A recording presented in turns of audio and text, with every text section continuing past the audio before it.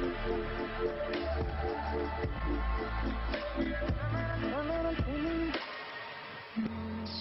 rain, caught in your hurricane. Even on the days when we collide, we had the oceans on our side. Hello guys, welcome to another episode of your favorite program, My Story from the Root, and I'm your host Idara. Yes, Idara the Surf. My Story from the Root is a program that affords you the privilege to tell your stories and challenges from the root, to give you a voice that helps inspire, motivate, educate, and encourage over 2 billion people across the continent in your field of endeavors to help achieve their dreams and goals. So guys, today I'm going to be taking you through the stories of people who have decided to share their challenges and stories with us from the root. Stay tuned, don't touch that dial, because we'll be right back. And I know that there's a whole lot to learn from today's episode. Don't forget to like and subscribe to our YouTube channel. I'll be right back. Welcome back, guys. So guys, I have a clip of a touching story of a woman. We had 3 kids who were no more than 5 years old. She had one on her back and had to be cautious of the other 2 in the ever busy market square. In this clip, you're going to see the challenges, the hardship and the pain some women have to go through on a daily basis.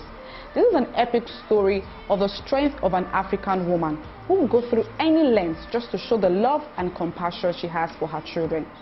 So guys, in this clip, you can see her washing her products and also trying to attend to customers.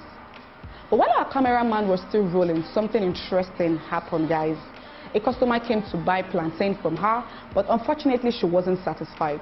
Guys, you needed to see the pain and disappointment on the face of this woman due to the fact that this woman didn't get this stuff. To an extent that she couldn't even put the plantain back on the tray, but she had to throw it on the floor. This is the disappointment and frustration most of these women go through. What an epic story from the root.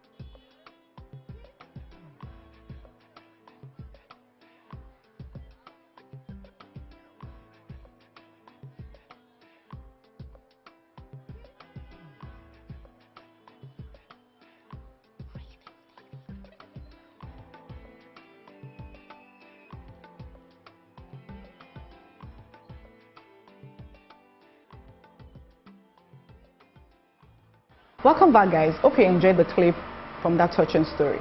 Now we have Ibrahim, who shared his stories and challenges with us from the road on how he had to drop out from school because of financial challenges and all the challenges he had to go through in his life, from being a bus conductor to becoming a local sea divers, those people that had to go down the water with baskets just to fetch sand to sell, to also cutting of wood just to make ends meet. So guys, he felt tired of all of this and decided to go learn a skill welding.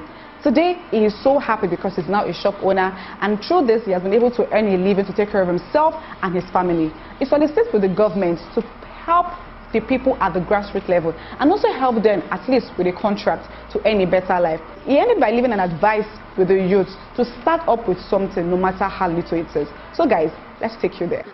When I started my work, when I started learning, nothing everywhere, my father business stuff, my mother is in church, and we much in our family. So sometimes we just dey from morning to night. If it is just garri, I will just drink. Just be trying to fix up my life, try to make up my life. There is a time when everything was tight. I went to garage to do conductor, to follow bus, to hustle. Sometimes when we hustle, night will come. We sleep inside the bus till daybreak. We started from there. We just be, in fact, a lot of in this, so that you will be learning work. There is nothing, you just be managed. Even though you are dying, nobody to come.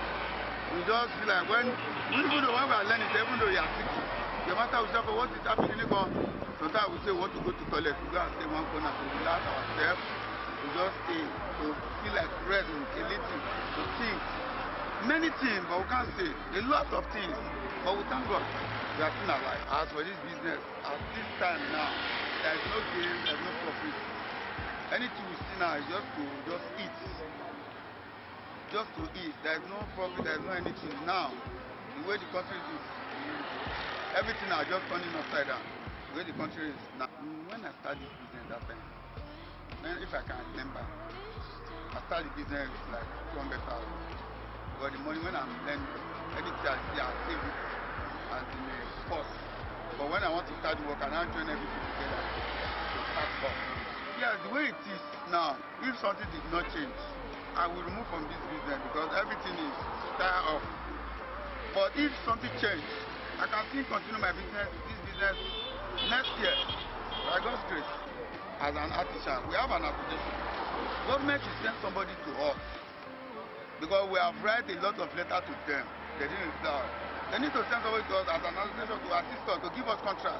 Let us move forward from one place to another so that we can be somebody in this our city. Government can assist us on loan without no much interest. We will go on it because many people are paying for the interest. That's why they can't go for loan.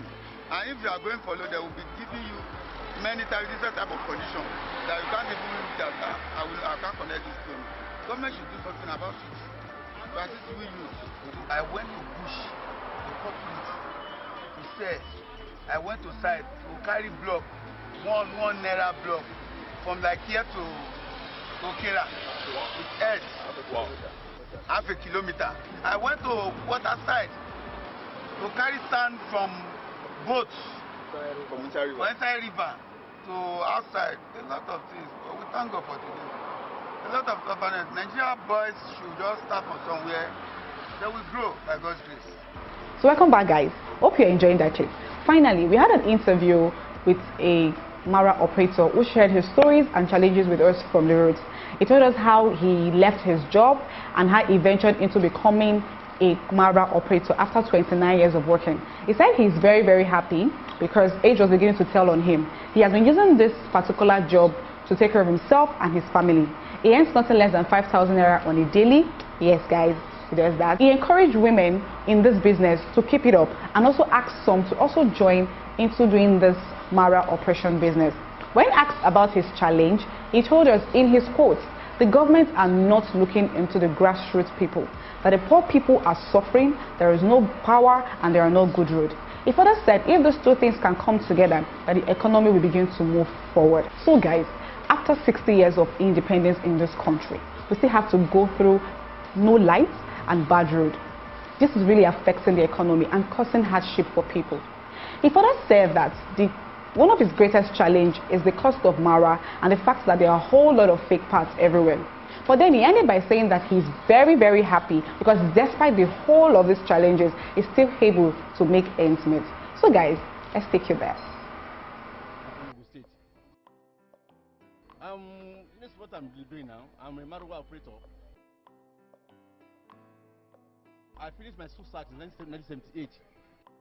I work in a company now. I live for 39 years. Later now, I become a operator. Well, for my age-wise, no, I can't be continuing to stay in that business, that working place. So I have to find my way to trade or to have rental at all. Because I can't be in a working place for 39 years. That is going now in age. So wise, that's why I have to stay away. This is only one I'm doing for now. Per day, if I have new keke, of which it doesn't give me problem, better than a day I will make. We can try to assist them in the payment of the school fees. It will be better. The spare part of this Marwa, there's so many, they are all fake. No genuine part at all. Because we are solving that one as aspect. People are now dealing with Marwa now to use now to make development of their Marwa is too costly. It's now almost 1,000 naira or 200,000 naira. TPS is now almost 7,000 naira cash. Let them try to let the price come down. If the price come down, people will buy it. There's getting on it.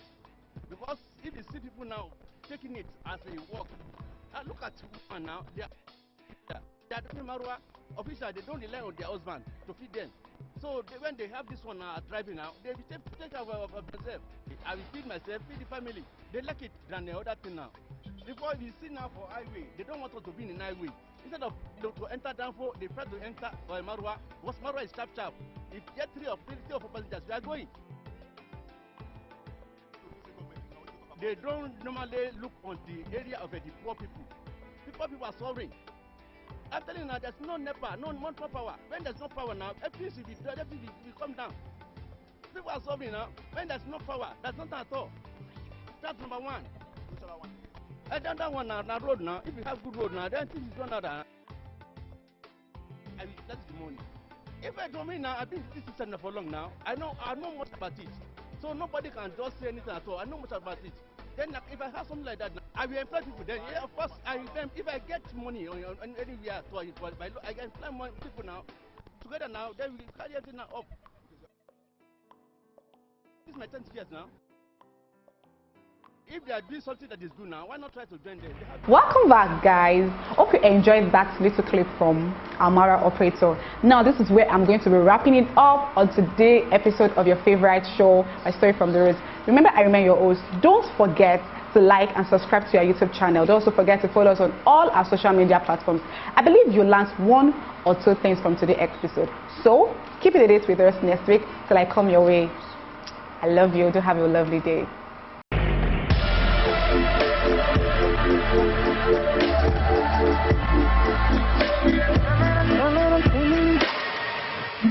Sweetest